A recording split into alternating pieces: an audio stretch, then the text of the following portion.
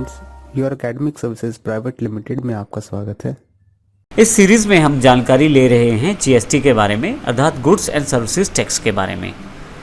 पिछले सेशन में हमने जानकारी ली थी इंडियन बिजनेस सिनेरियो क्या है, टैक्सेशन सिस्टम क्या है इंडिया में, टैक्सेस किस किस प्रकार के हैं। इस सेशन में हम जानकारी लेंगे जीएसटी क्या है, उसकी इम्प्लीमेंटेशन और इसके अतिरिक्त और भी बहुत सारी चीज़ों की जानकारी हम इस सेशन में लेने वाले हैं। लेकिन आगे बढ़ने से पहले मैं आपको बता दूं कि यदि आपने हमारा चैनल अभी तक सब्सक्राइब नहीं किया है तो इसे सब्सक्राइब अवश्य कर लें, क्योंकि हम यहाँ पे जीएसटी से रिलेटेड सभी तरह के क्वेश्चंस के आंसर आपको उपलब्ध करवाने वाले हैं, वो भी प्रैक्टिकल एग्जांपल्स के साथ। तो आइए शुरू करते हैं इस सेशन में। जीएसटी आखिर है क्या और भारत में इसको इम्प्लीमेंट किस प्रकार से किया जाएगा।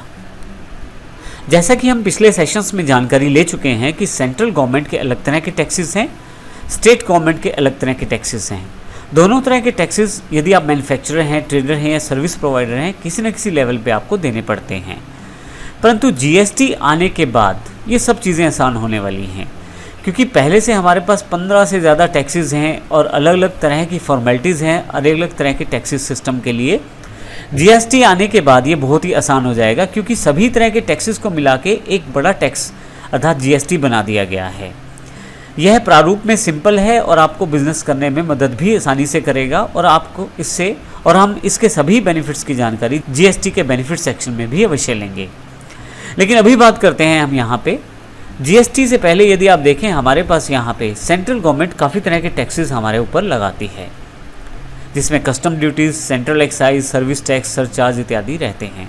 इसी तरह से स्टेट गवर्नमेंट भी काफ़ी तरह के टैक्सेस हम पे लगाती है, जैसे वैल्यू एडिड टैक्स अर्थात वैट, ऑक्ट्राई या state excise taxes, central sales taxes जैसे जिसको हम सीएसटी भी कहते हैं। इसके अतिरिक्त भी बहुत सारे टैक्सेस स्टेट गवर्नमेंट के द्वारा लगाए जाते हैं। तो कुल मिला के यदि हम कहें तो इन दोनों तरह के टैक्सेस को अगर एक इकट्ठा कर दिया जाए और एक आसान प्रारूप बना दिया जाए तो उसे जीएसटी हम कह सकते हैं। परिभाषा के रूप में यदि हम जीएसटी की बात करें तो जीएसटी एक इनडायरेक्ट टैक्स अवेलेबल होने वाला है इंडिया में, जिसमें लगभग सभी पहले टैक्सेस को एक सिंगल टैक्स फॉर्मेट में कन्वर्ट कर दिया जाएगा, जिसे हम जीएसटी कहेंगे, और ये दोनों पर अप्लाई होगा, चाहे गुड्स पे या सर्विसेज पे। इसके साथ ही भारत एक अलग दौर में चला जाएगा जीएसटी के साथ, जिसमें बिजनेस करना बड़ा आसान हो जाएगा और आपकी कॉस्ट कटिंग भी हो जाएगी। और आप देखेंगे आने वाले बेनिफिट्स को समझने के साथ, आने वाले जीएसटी के बेनिफिट्स को समझने के साथ हम देखेंगे कि कस्टमर के लिए भी काफ़ी बेनिफिट इसका रहेगा। यदि हम जीएसटी के इम्प्लीमेंटेशन की बात करें तो भारत में जैसे हमारे पास 3 तरह के बिजनेस सिनेरियो थे, मैन्युफैक्चरर, ट्रेडर और सर्विस प्रोवाइडर। और हमने देखा कि सेंट्रल गवर्नमेंट के टैक्सेस अलग तरह के हैं, स्टेट गवर्नमेंट के अलग तरह के हैं। तो जीएसटी का प्रारूप कुछ इस प्रकार से बनाया गया है कि सेंट्रल गवर्नमेंट के जो टैक्सेस हैं उसको मिल पाएँ और स्टेट गवर्नमेंट के जो टैक्सेस हैं वो भी उनको मिल पाएँ। अर्थात जो टैक्सेस सेंट्रल गवर्नमेंट से संबंधित हैं वो सेंट्रल गवर्नमेंट को मिल जाएँ और जो स्टेट गवर्नमेंट से संबंधित टैक्सेस हैं वो स्टेट गवर्नमेंट को मिल जाएं। इसके लिए जीएसटी को कुछ इस प्रकार से बनाया गया है कि दोनों पक्षों को कोई भी नुकसान ना हो।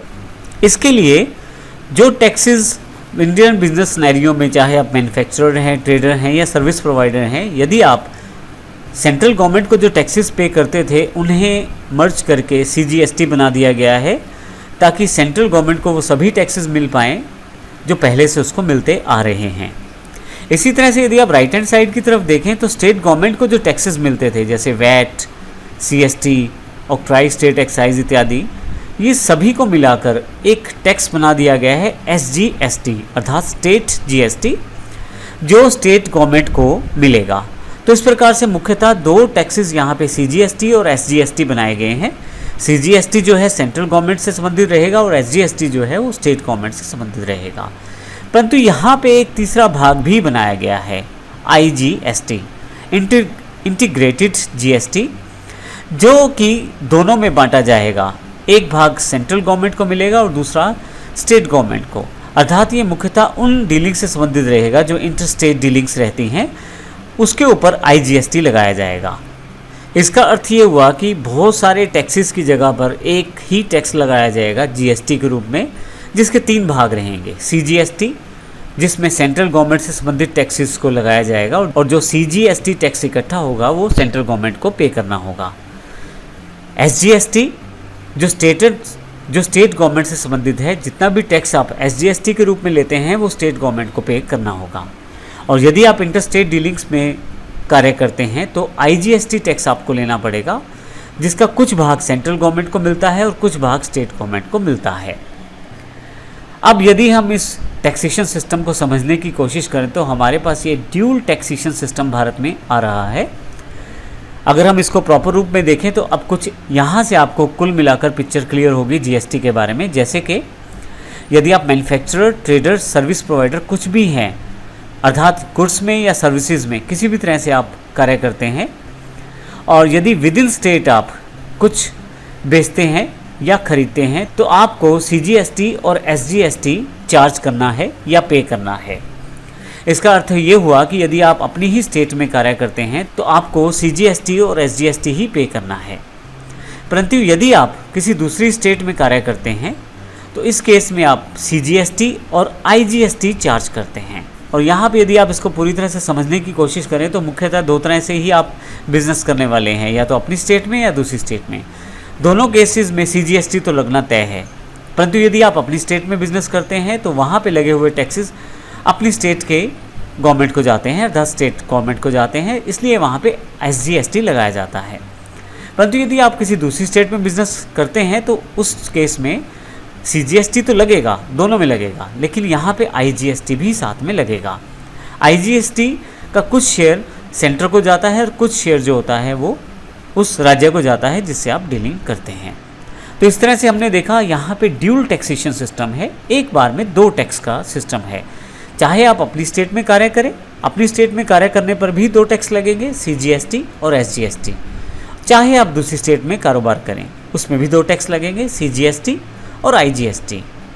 तो इस प्रकार से हमने देखा हमारे भारत में अब ड्यूल टैक्सेशन सिस्टम शुरुआत होने वाली है, जिसमें पहले से काफ़ी सारे टैक्सेस को हटाकर केवल दो टैक्सेस को ही इम्पोज किया जाएगा और उसी को ही आपको पे करना है as a manufacturer, as a trader, as a service provider. तो इस सेशन में हमने सीखा GST क्या है, भारत में GST को किस प्रकार से इम्प्लीमेंट किया जाएगा और ड्यूल टैक्सेशन सिस्टम किस प्रकार से भारत में लागू होना है। GST एक ड्यूल टैक्सेशन सिस्टम में लागू होगा तो हमने उसको भी सेशन में समझा है। तो यहाँ मैं आपको जाने से पहले ये ज़रूर बता दूं कि यदि आपने हमारा चैनल सब्सक्राइब नहीं किया है तो अवश्य कर लें, क्योंकि हम काफ़ी सारे एग्जाम्पल्स GST के यहाँ लाने वाले हैं। सभी GST की बारीकियों को हम यहाँ डिस्कस करेंगे ताकि GST से संबंधित सभी क्वेश्चंस का जवाब आपको मिल पाए। इसके लिए आपको केवल सब्सक्राइब करना है और हमारे वीडियो आप तक पहुँचते रहेंगे। धन्यवाद।